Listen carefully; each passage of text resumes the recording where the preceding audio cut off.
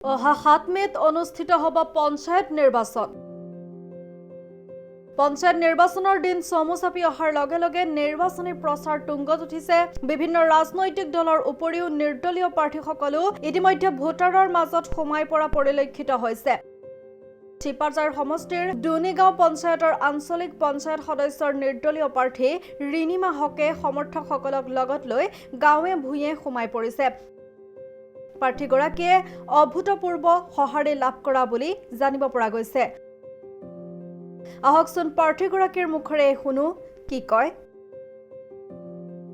১ number Sipajhar আঞ্চলিক পঞ্চায়তৰ পৰা ৰাজ্যৰ মনোনীত নিৰ্দলীয় প্ৰাৰ্থী হিচাপে দুনি গাঁও পঞ্চায়তৰ পৰা প্ৰতিদ্বন্দ্বিতা আগবঢ়াইছোঁ।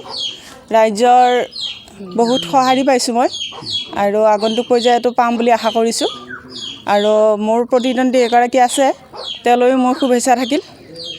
এইটো যিহেতু এটা প্ৰতিযোগিতা বুলিয়ে কৈছোঁ আৰু ৰাজনৈতিক কথা হ'ল তেওঁলৈও শুভেচ্ছা থাকিল। আৰু এইখিনিয়ে আৰু আগন্তুক মে' মাহৰ 7 তাৰিখে যিহেতু নিৰ্বাচন হ'ব, গতিকে মই আশা কৰিছোঁ আমাৰ দুনি পঞ্চায়তৰ সকলো ৰাইজে যাতে 100% ভোট পুল কৰক। যিহেতু এতিয়া গণতন্ত্ৰ, এইটো আমাৰ অধিকাৰ, আমি ভোট দিব লাগে, সকলোৱে দিয়ক।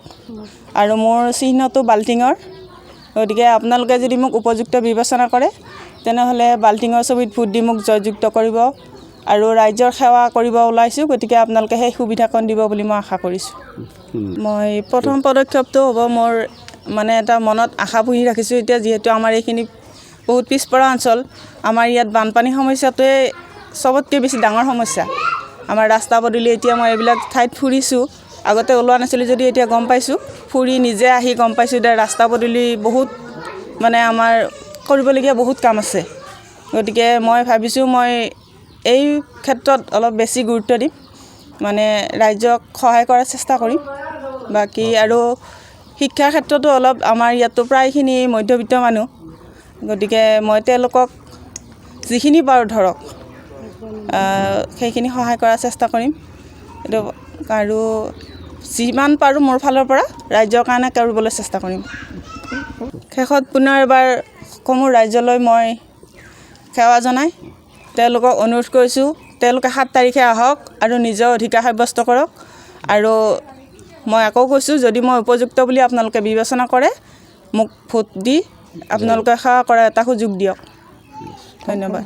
সমগ্ৰ পশ্চিমবংগৰ তাঁতশালৰ বস্ত্ৰ প্ৰস্তুতকাৰী বিবি টেক্সটাইল। বিবি টেক্সটাইলে আনিছে সুখবৰ।